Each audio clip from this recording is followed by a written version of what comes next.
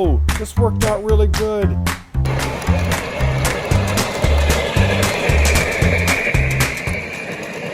PT Trains here, going over how I light some of these buildings. So this particular building here is a Tyco. It came off the table as is, and I'm in the process of lighting it. And I want to use two lights in order to do that. So I picked up these light sticks. They have a pad that the light essentially will stick on. So if I open it up, and you'll see how this will let me attach to the roof of the light, and there should be two of them in here.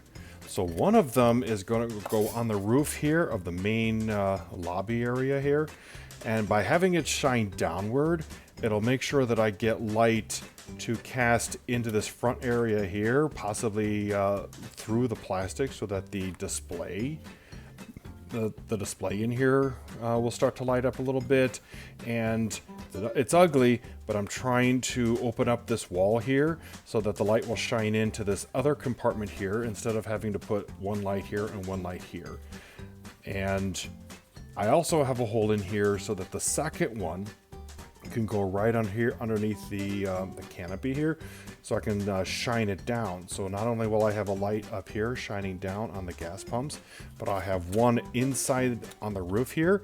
And the reason I don't have the roof piece on there is because I just wanted to show the inside of it. And I'm also picked up the just plug. This will allow me to lower the intensity of any of the two lights in particular, just in case one is a little bit too bright. Now, when you're painting, when you're lighting the inside of the buildings, you want to make sure that you're painting the inside black, which is what you'll see here. Some buildings are easier to do. This particular building I had to pull apart so that I could get along this wall here, and especially in here. So I've got to put it back. This was just me making a mistake. I took another piece of plastic there to glue there, and I'm hoping that I can paint it and have it blended nicely. So one of the reasons that you do need to paint it is to make sure the light doesn't shine through. And by painting it, I did bleed out a little bit on the corner, so that's where I took some white and painted on the outside. That's also a good idea because it adds another layer, making it so that the light is unlikely going to shine through the plastic. So that's one of the things that I'm going to be doing here. Now, once I get the light attached here, I'm going to put this back on here, and I might need to touch up along the corners to make sure the light doesn't shine through.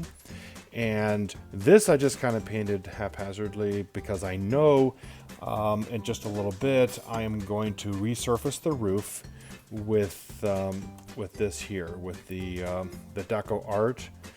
This actually has a good color to it, but more specifically, I might pull in one of these. This is a terracotta. This actually has a texture to it. Works good on roofs, and I want to darken it a little bit, or even just apply it on here to see what it looks like. So I'm going to paint a little bit here, and then we'll show you what it looks like with the lights attached to it, and then we'll put it on the table and see what you guys think of it. So we've got the lights in. I use electrical tape just to keep the leads where they are so they don't detach. I've got the one going in here. I decided just to drill the hole a little bit bigger so that I can get the full coupler through there. And right now I think the building is going to look pretty good now. I noticed on some of the pictures, the doors and this little light above there is silver or gray. So I'm going to go ahead and do that. And then let it dry. Get rid of get some red around here, and just maybe touch up the white a little bit in some areas, and then we'll get it plugged in and ready to show off.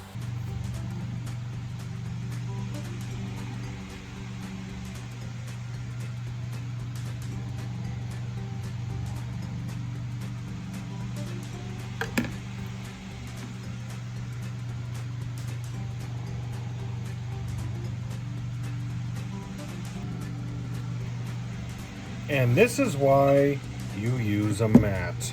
I've got some mineral spirits that I'll use to clean this up, but we're in the final stretch.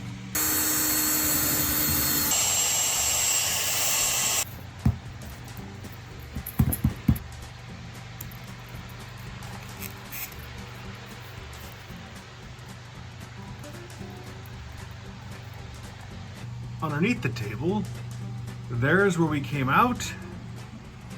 Going underneath through here, connected to our Just Play, and that is connected to a series of those, which are amazing.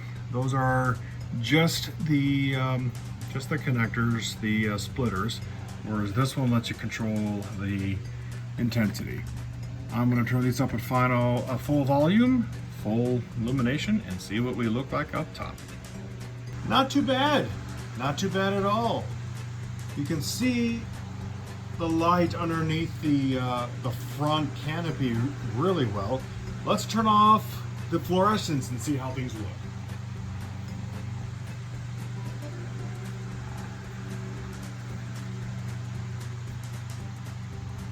Oh, that is cool. You do see a little bit of light coming out of the windows. The lights above definitely work.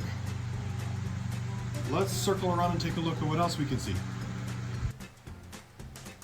Looking at it from behind, you can definitely see why putting the light on the ceiling definitely is the way to go, because if you look over here, you can see a shadow cast from the lights in there.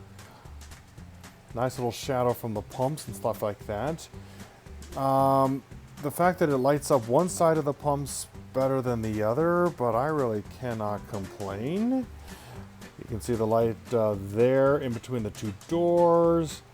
There is a little bit of bleed along there, but I'll touch that up with some paint to see if I can get that cleared up. Same thing with the corner there.